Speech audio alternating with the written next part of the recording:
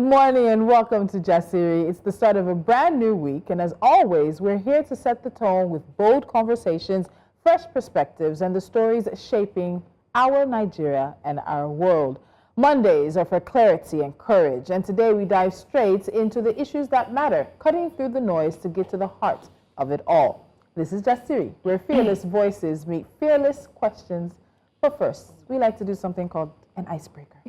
But first, an update on a story we spoke about recently. Lagos State Governor Babajide Sanwo-Olu has officially unblocked human rights lawyer Festus Ogun on X after the lawyer sued him for denying him access to his official timeline. So in a post, Ogun revealed that he met with the governor on his invitation and that they amicably resolved the matter. So following the meeting, Ogun confirmed he had been unblocked and announced plans to withdraw the lawsuit. If you remember, Ogun had dragged the governor to the Federal High Court in Lagos, arguing that being blocked since 2021 violated his constitutional rights to free expression, access to information, and freedom from discrimination on the basis of personal opinion. And in the suit, he demanded a declaration that the blocking was unlawful, a public apology, and a permanent injunction preventing Sanwo-Olu from blocking him or any citizen from accessing official information on social media. Ladies, do we take reactions or do we get into it? Let's go take some reactions. I think some people had a lot to say on this. Okay. Oh, yes. If you want to do something, just get up and do it. People, me included, laughed at his lawsuit, but it has actually yielded full fruit. Kudos, that's highwayman. Now that you have been unblocked, you have relaxed. How about hundreds of other people that are still blocked? Thought this was more about principle than about you personally in Nigeria. Nigeria. This whole Sanwo-Olu unblocking drama is overrated. Festus Ogun shouldn't be celebrated for a meeting that changes nothing real. Courts should have settled it, not a handshake. Truth be told, this is just PR, not progress.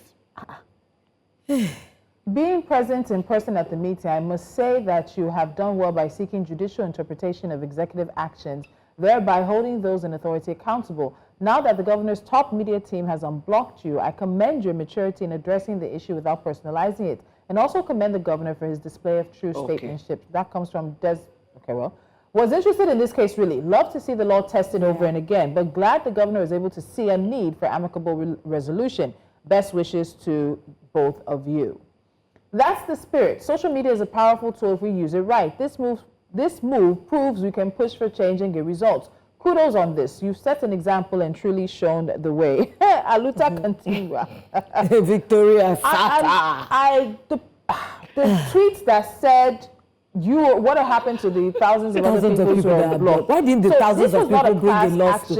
Exactly. Why didn't they bring a class action lawsuit? Exactly. Festus Ogun said, as I am a human rights lawyer and a barrister, a lawyer, I am entitled to getting updates from the governor's official handle. Yeah. Let me go and sue for my rights. He wants to go and sue for his rights. And I actually appreciate the governor for being amicable. Exactly. But he had a personal lawsuit. Where is your lawsuit? Which one? I think they're just being funny because I wouldn't lie. I'll take it bittersweet because I really wanted to see maybe we're going to see some test in court. I wanted to see if we can see new precedents being set. You know, borrowing from an American president won't really work in our own climes. You know, it would have been nice to see what the judge's ruling would have been on this matter. Imagine if this case went all the way to the Supreme Court. Do you know the amount of, legal arguments and opinions that would have come out from this act? But I like a lot of people just think that because you brought a lawsuit and the matter was resolved, why would they want them to continue to follow on he wasn't looking for compensation. Yeah. He said he just wanted to be unblocked. And that the governor should know that it's unlawful for him to just block him.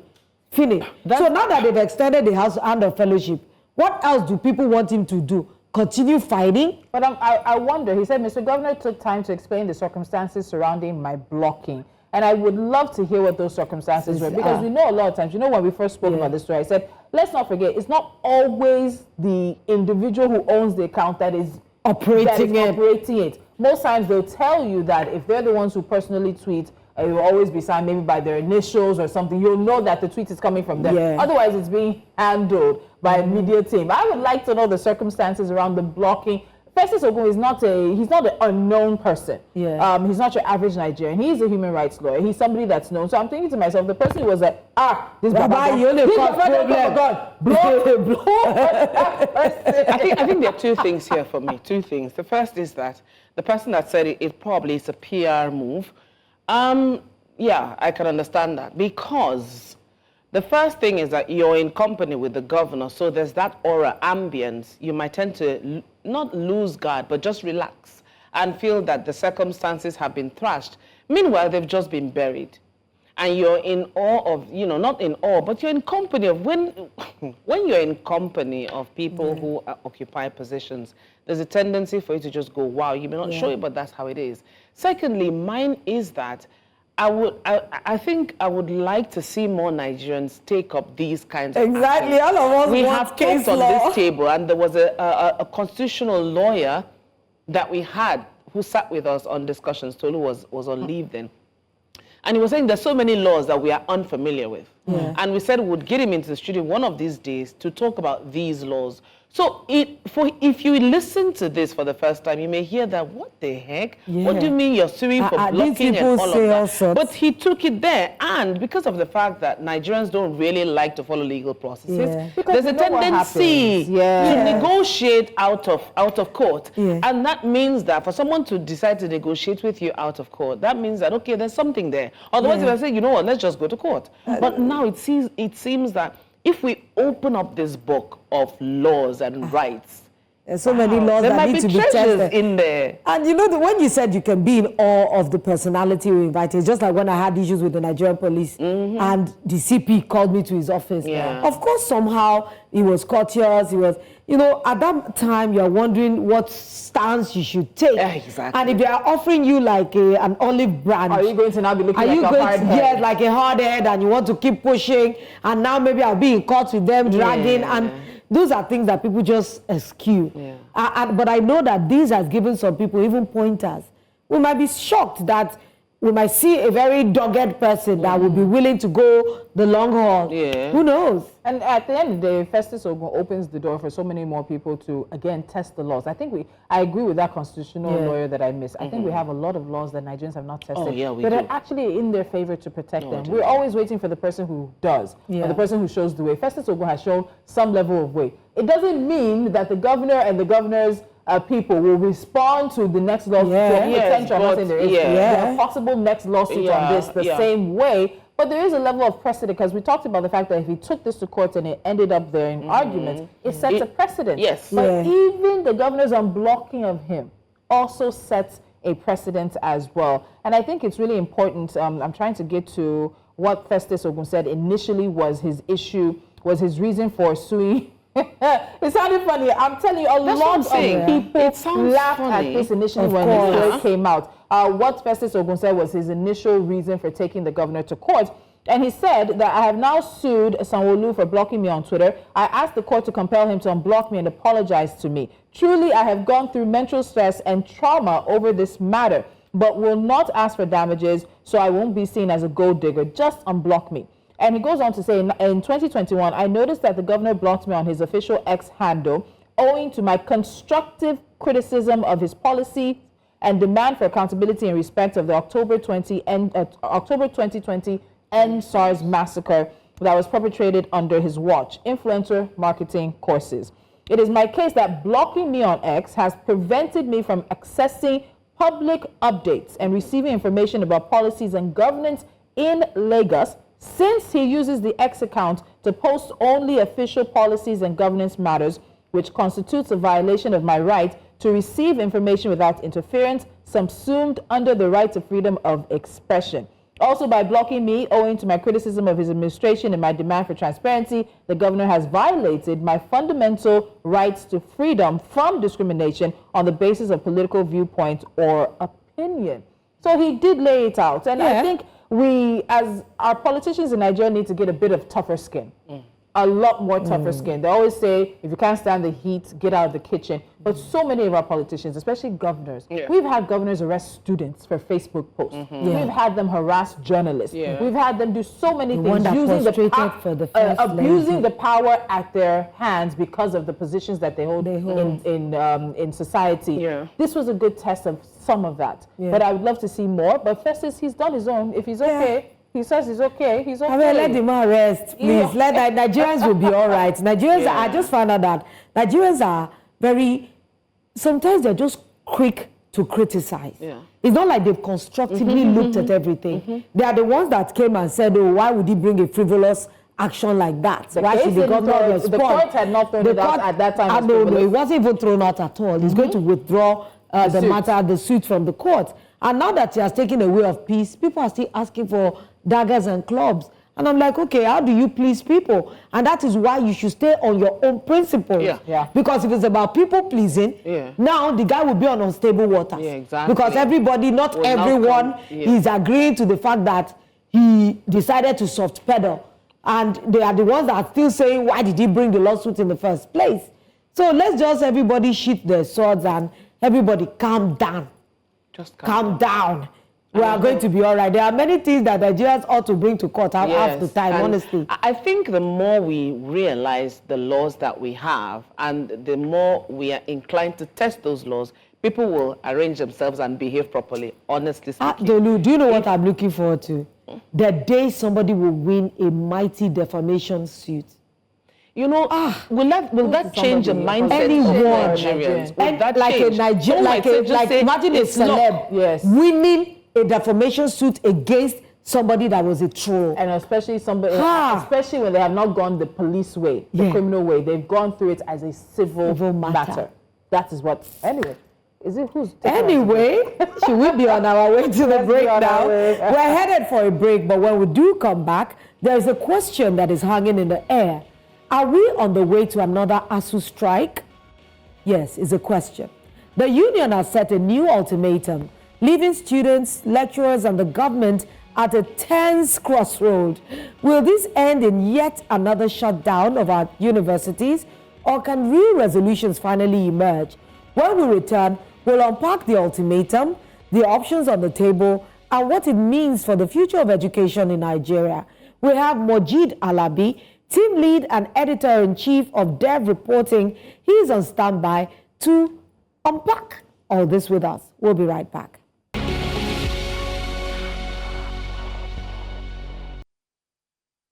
Since 2017, the federal government and the Academic Staff Union of Universities, ASUU, has been engaged in a tense and increasingly fractious struggle over the terms of their agreement, one which was supposed to be renegotiated in 2012. The current standoff has escalated after the Yayale Ahmed-led committee submitted its report in December 2024. ASUU argues that the government has simply let the report gather dust, doing little to address outstanding demands. And now, in response, ASUU has set a fresh ultimatum. By the 25th of September, the government must adopt the committee's report or face one of three responses: a total indefinite strike, a 14-day warning strike, or continuation of negotiations.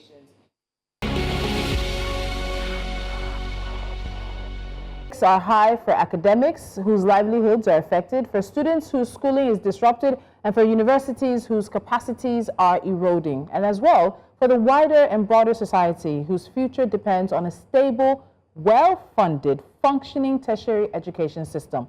Now, the question is not simply whether ASUU will strike, but whether constructive, lasting solutions can be found that withstand cycles of broken promises, delays, and mutual distrust. Mojeed Alabi is back. He's the team lead and editor-in-chief of DevReporting. Mojeed, thank you for always answering my call. Thank you, even on a Sunday afternoon. I try not to call guests on Sunday afternoon, but I had to call. You didn't even send a message. You called directly. I sent a message. I had not checked it, so I said, so you called. Let me put a call through. Mojeed, thank you so much for being on the show. Great work you guys are doing. Thank you so much. Inspired. Thank you. Mojeed, ASUU and the unending ASUU, wow. ASUU, wow. ASUU, wow, we're tired. Yes, we're tired. So what could be the core reasons for this the lull, I don't know, like the lull and the dragging on without resolution of strike since 2012. What are the factors? What are the reasons? Kilo shele gong gong. Now, is it a mix of things, or is it bureaucratic? Is it financial? Is it structural? Is it political? Is it even spiritual? Is it a mix? What exactly are these reasons? Yeah, I think the major problem that I've identified personally, and as somebody who has been in the industry covering education for more than for about 15 years now, is the misplacement of priority of our government. Yes. Only government? Yeah, and I'm going to explain. Okay. It's a misplacement of priority. It is only when you give that you can get, and it is what you give that you get. Let me explain to you. While I say it's a misplacement of priority on the part of the government, yes, there are competing demands from other sectors of the economy. Yeah. Health, environment, security, so many demands. But any nation, it is very clear, education is the bedrock for national development. Without critically funding, providing affordable and quality education, there will not be any growth, any development in that country. True. We must also commend ASUU. And why we must commend ASUU? If not for ASUU, I'm not an ASUU member, but I've seen that of all the bodies, all the unions that you have in Nigeria today, workers' unions that you have in Nigeria today, the only one that still remains, at least that still has a kind of a semblance of integrity, of commitment, of dedication, and they have that principle, is still ASUU. And I'm going to explain why. When ASUU sees a problem, ASUU also comes up with solutions. Yeah.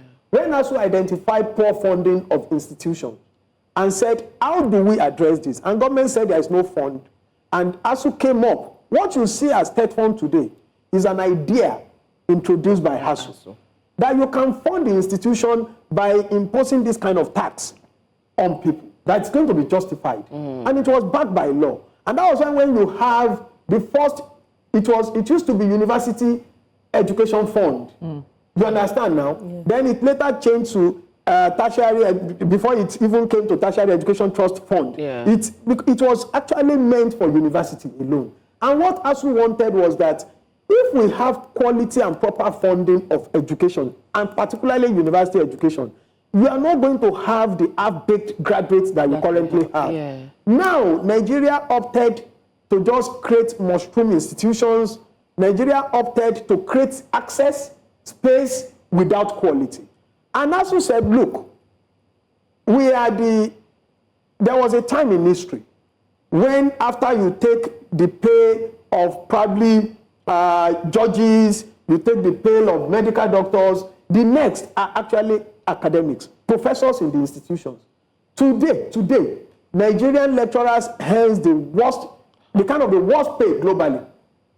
A young graduate who takes up job in a university today earns about 150,000 naira to 160,000 naira. Even despite the new salary scale, 160,000 naira, 170,000 naira. And you think such a person will not cheat the system?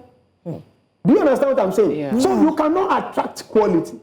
I know of a vice chancellor whose child actually loved to be a lecturer and even used to spend his own time to come and offer pro bono, but cannot come into the institution because the pay is poor. Yeah.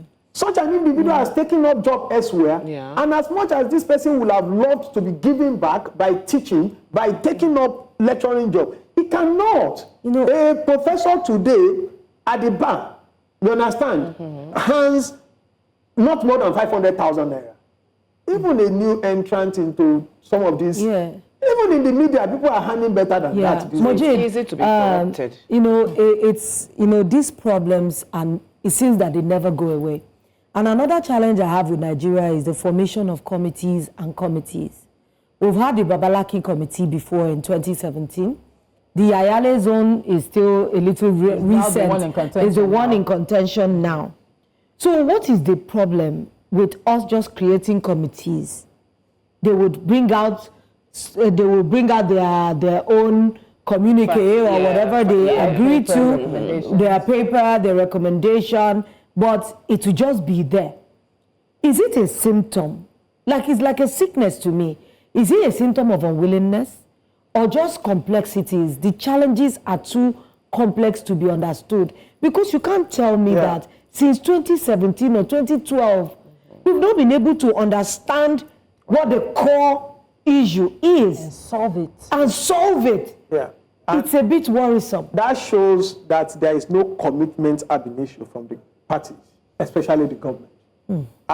The first agreement that was signed was in 2009, and that was when we had Jonathan Yaradua. Yes. And when that agreement was signed, there was some commitment. What were these commitments?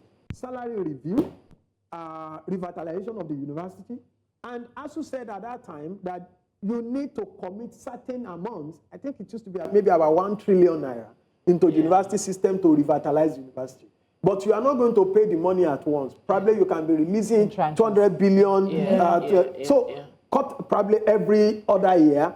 And this agreement is meant to be renegotiated every 4 or 5 years so that you can be in tune with the realities. In 2012, it was due for renegotiation. I think the administration of Jonathan was overwhelmed at the time. That was when we had fuel subsidy crisis and things like that. So they couldn't do anything until the new administration of Buhari took over in 2015. They still couldn't do anything 2015, 2016 because they just settled down. So they waited till 2017 when Babalaki-led committee was set up for renegotiation. And they started the renegotiation. But right from the beginning, we knew there was not going to be a kind of any resolution because Babalaki himself, being a capitalist, was focused on privatizing the system, commercializing education. And in this kind of economy, you cannot commercialize education and you think the people are going to take it. And ASUU right from the beginning knew that there was not going to be a kind of a resolution. So after Babalaki was, then Babalaki began to have problems with the University of Lagos Authority, and until he was removed in 2020, while we were still on COVID. So when he was removed, there was another committee that took over, and that was led by Muzale Jibril. Muzale Jibril led that conversation, and they had fantastic reports. Instead of adopting this report, you know, that was around 2021 or thereabout. It was still, the minister was Adamu. Rather than taking up that, they came up again and they said, we are going to set up another committee to review what the committee had. So they brought in another one led by Nimi Briggs. Yes. Nimi Briggs started the conversation and they continued. And Nimi Briggs, God rest his soul, before he died, was able to do a very good job. Now, we had another administration. There was this prolonged strike in 2022, 8 months at a stretch. And I were aware that the current president, while he was a candidate was an aspirant under his political party at the time, he was a candidate of the party, intervened, really intervened. Even when they were having a lot of problems with the then Minister of Labour and Employment, that Chris Ngige, the current president, intervened in his personal capacity, not. I think I've counted like 5 committees. So now, when that committee met, before Ngige took them to court, and they felt that, Tinubu met us, and we think that being somebody who used to be on this side, who used to campaign for quality education and things like that, maybe is going to effect some of these things. Yeah. So when he took over, he appointed the former Minister of Education, who was also a former Vice Chancellor of a private university, and that was, what's his name? The former minister, you know, it's even easy to forget them because there is no impact that was created. And let's be honest, they turn over a bit. No, not really on turnover. Even if you spend a day in office and you are very active, there are some individuals today that when they mention their name, you won't forget. True. Yeah, but because these people actually just came, if I tell you some of the things that they perpetrated, you will explode in this place. So when he came, they realized that there was little he could do. Then he set up another committee led by Yayale Ahmed to review what Nimi Briggs submitted. ASUU was a review yes, of what another committee had done. And that was actually, so to give the government that benefit of doubt, ASUU felt, look, let's leave them. Let them do some of these things. And this government, when it came, began to address some of what ASUU described as tokenism. And what are these issues? The issues may be about IPPIS, the payment platform. You know, they created UTAS, they created GiveMe's. So they said, take us back to the platform through which you are paying us. Then, university system is a different system entirely. It's not like a normal civil service. There are so many things that are connected. University system is global, it's universal. Because the way they operate here, so they work based on autonomy. But for quite a long time, the university could not recruit. For long, no governing council. They have autonomy, but autonomy is eroded by decisions of the government and things like that. So what ASUU now did is that, okay, let's give this administration some time. For 2 good years, they didn't go on strike. People didn't talk. Their life didn't change. Their life never changed. Now, those who could not continue standing, they started moving EMAs abroad. Even people who are going as close as Ghana here, who are going out. And today, you have a single lecturer who is going to handle script of about 4,000 students. How do you ensure quality? And that's why they are saying, look, it is either you answer us, the presidency, the salary of public officials, they want to review.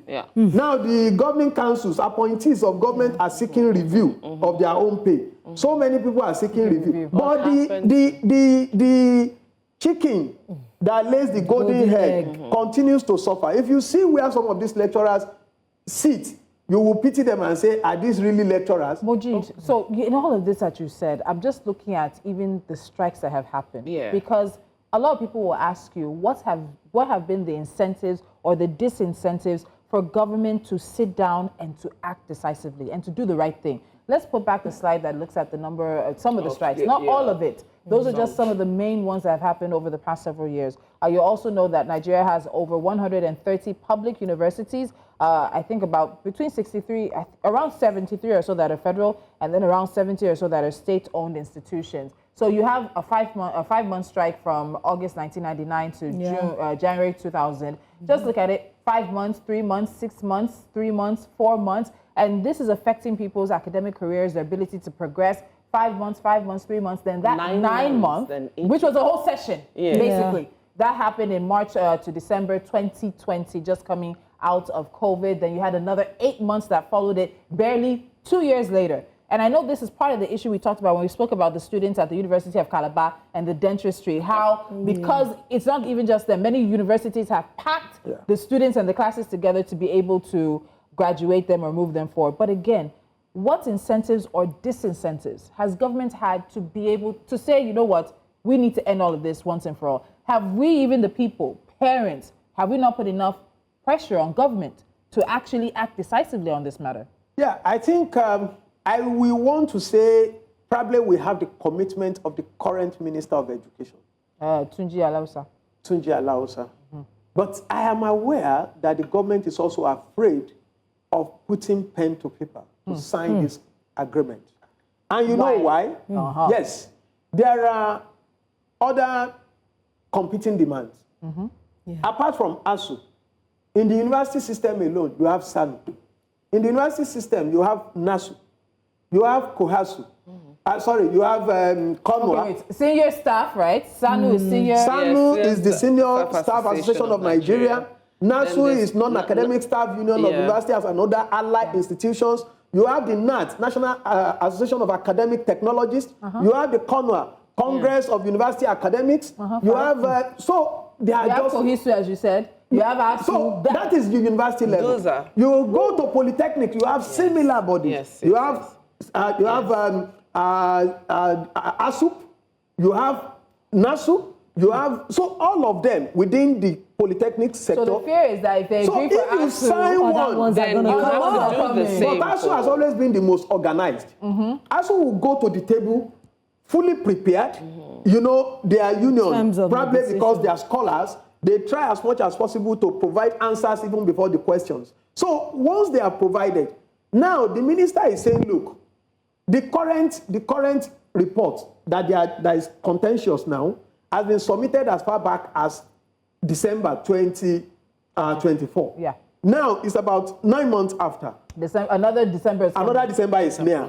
The government has refused to implement, to sign. And now the minister came I want to also emphasize, this is the third year of this administration, and we're heading towards elections, which means 2026 is going to be a very political, electorally demanding year. It's demanding already. It's demanding already. It seems like people have started campaigning. Do you think that would be part of the, I mean, this is a deviation from my question. Do you think this 2026 will be the day where it's a eureka moment for the present government, and they decide, because it's election year in another year's time, they make it an election issue? Yeah, and they decide that, okay, they want to attend completely to the matters of ASUU just because there's an election in the next 12 months. It has always been the practice.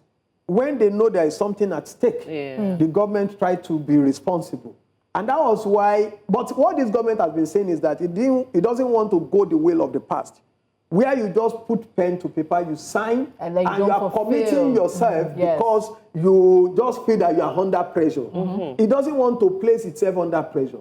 And that was why what the minister said during their last meeting is that, okay, let us expand this committee that submitted its report as far back as December. Let's expand it to accommodate other requests, other demands, other agreements with other unions. Once we put that there, but ASUU has said from the grapevine, ASUU want to catch the government unawares. That's very clear. ASUU said it's tired. Yeah. And now they have gone back to their institutions. And told them after their meeting with the government on 28th of August, they had a meeting, a NEC meeting. NEC is the second most powerful arm, decision maker of ASUU. They have the delegate conference, but delegate conference does not meet until after every two years, when they have elections and things like that. That's the only organ that can change the decision of the NEC. But NEC does not just take decision. So NEC asked its members, who are chairmen and chairwomen of all the branches, to go back to their schools, go and conduct a referendum. These are the three options we are giving you. The government has requested 3 weeks to take its decision. Now, the government is saying that we are going to prepare a counter proposal. So they see the report presented by Yayale Ahmed-led committee as a proposal for the government to endorse. Not a decision that the committee cannot take decision for government. Now they are saying they want to have their own team with revenue, mobilization, and whatever committee, with all the other relevant agencies, Ministry of Labor, Ministry of Education, Finance, and everybody, to prepare a counter proposal for ASUU. But ASUU said you waited for 2 years to be talking about counter proposal. It means that you want us to start another journey that will take another 5, 6, 7, 8 months. They are not ready for that. Because that counter proposal just sounds like a review of the committee. In fact, they call it delay tactics. So would you now say that strategy, all these strike actions and the strategy of ultimatums, referenda, and all of that is the most effective weapon of ASUU? Because left to me, I think we've started on the table, say I'm tired of hearing strikes. And I don't know whether the government feels that way, and they feel that last they will threaten us with strikes. You understand? So, but what then would be the trade-offs? Yeah, let me explain. If I were to be in the position of the president today, there are just 2, 3 major sectors I'm going to face. If you address them significantly, I can assure you that you don't even need to sing to anybody. Address defense, security, address education as key. Because poor education is what is driving people to be recruited into crisis. Most of these roads that you are building will be destroyed by the people you did not allow to get trained. Now, what the government has been trying to do is to say, look, we are waiting until these things are done. If you address education the way it should be addressed, this is where you have the bulk of voters. Yes. These are the people, the lecturers are the ones taking positions about even they are participating in the election, in the process. They are the ones used as returning officers, whatever.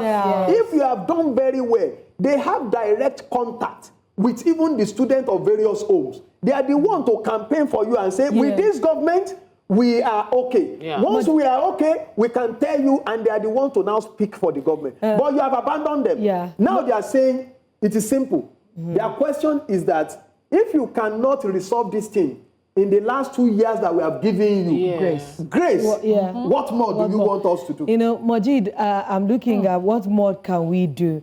Because I'm wondering, I'm looking at how credible is this threat of a total indefinite strike or even a 14-day warning strike? What will be the costs? Because there is no time this happens. Look at all the years that we highlighted. It had a fallout for everybody. What would be the cost? Because, you know, and we cannot compare the year 1999 to year 2025. A lot of dynamics have changed on all these platforms, like the students, the institution themselves, and even the union. What are these consequences and the costs? How do we put them together? Because if there's a cost, there must be a consequence. No, you have seen the cost even before it starts. The cost has always been with us. The cost is the poor products that we continue to provide, to produce. The cost is also the fact that people are going to roam the streets and they are going to cause more trouble. The cost is the fact that people are going to now not trust the government and will create alternative it's not like if they have the opportunity. So anyway. It's not that they actually trust them before, but now the bragging right of the current administration is that within the last 2 years there have been no strike by ASUU. Now that balloon is going to be deflated, and that means that the government is going to lose its credibility, will lose the integrity, and the little, probably a few other individuals who directly or indirectly might not have been affected by certain things will now also be affected. Then the students are going to be home and they are going to be requesting money, and there is no progress to where they are going. Now, another thing that you are going to, people ask, why should they go on strike? Why must they be on strike all the time? I've now asked, you have a system that refuses to change. You have been negotiating almost on a weekly basis. There is hardly any week that passes that ASUU or any other union does not write to the government. They have been engaging them consistently.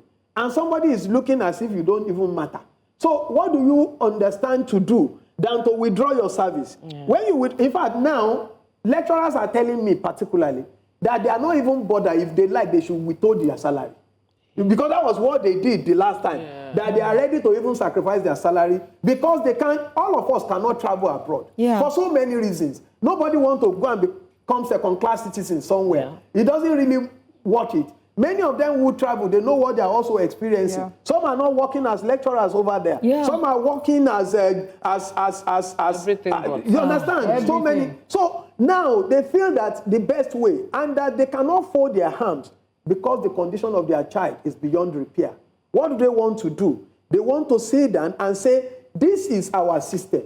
Let's fight it out once and for all. If you fold your hands and you say, HB is government, their children are also students of those institutions. And that's what people should know, that the lecturers also have their own children in this institution. Do they even have money to send their children? And you know the funny thing, private institutions cannot in any way address our concerns.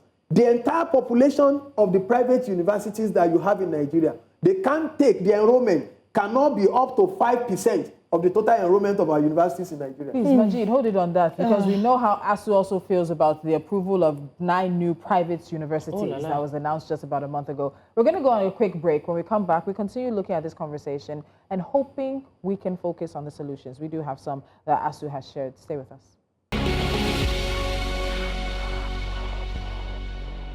All right, so ASUU's fresh ultimatum puts Nigerian universities back in the spotlight, and we're talking beyond the protests and the way forward for ASUU. Mojeed is still with us in the studio. It now seems like we have characterized you. Anytime we talk ASUU, we are thinking of Mojeed. It's not like that, though. It's just because we want clarity on ASUU. Talking about clarity, so ASUU's demands include payments of salary arrears, includes unremitted deductions, better funding, revitalization. Now, let's look at all of this. What size of resources are we looking at?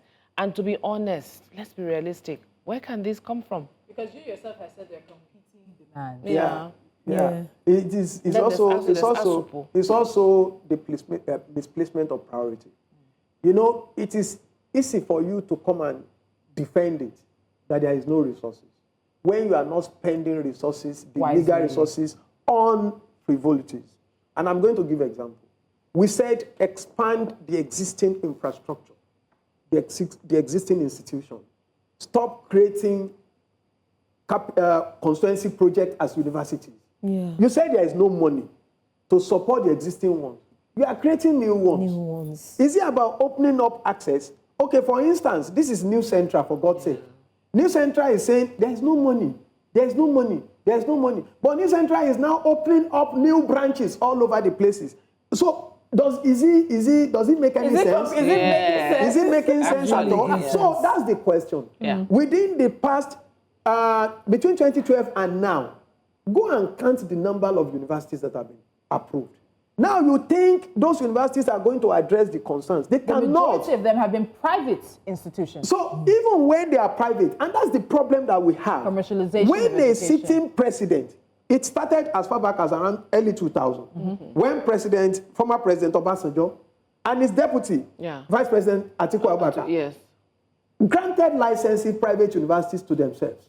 And that was when they began to discredit, abandon the public institutions. Now you have Bells University of Technology in Nota, owned by Obasanjo. You have the American University of Nigeria in Yola, owned by Atiku Abubakar.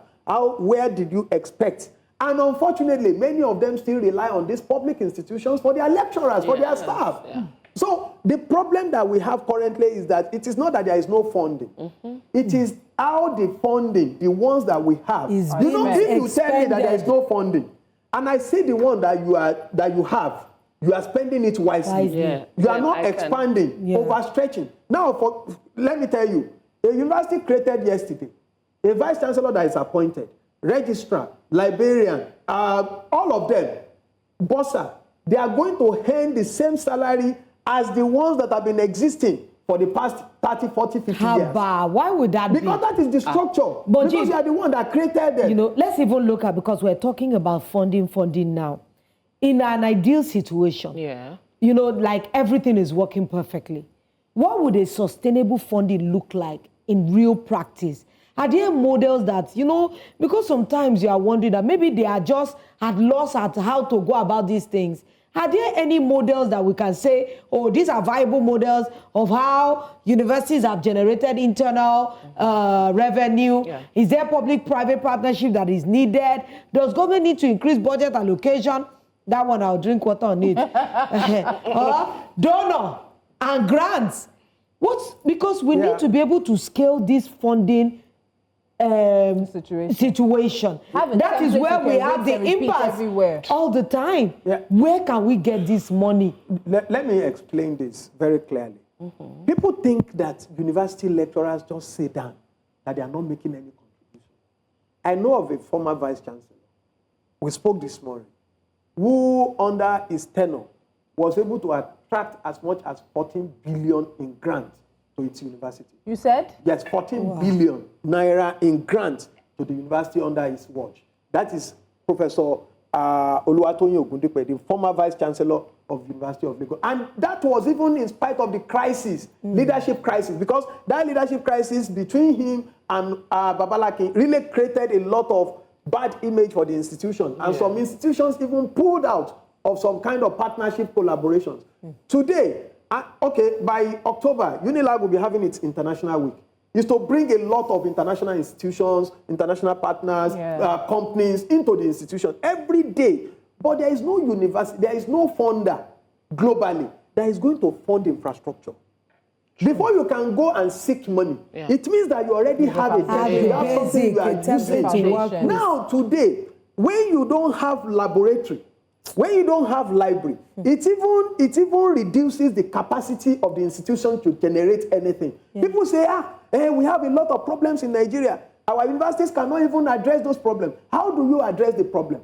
when power is not constant, when you have to pay as much as $1 billion to get power in a whole year, where do you get that kind of money?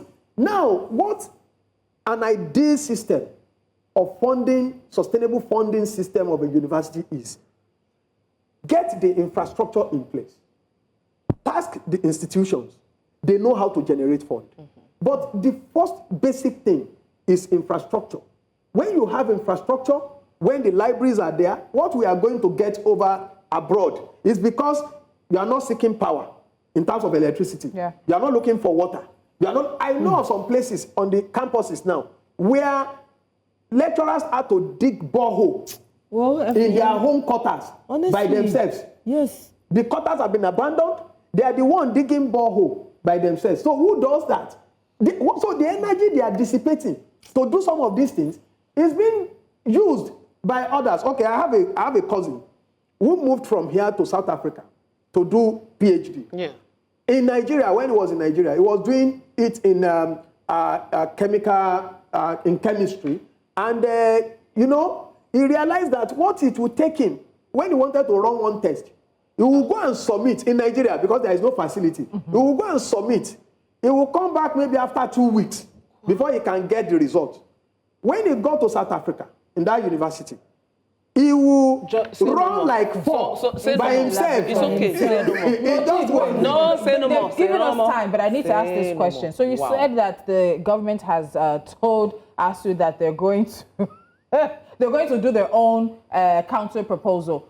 One, what's the deadline for their submission of the counter? Wait, many questions so we can jam it all together. Has government given their own deadline for when they want to submit this counter proposal? Then we have 10 days.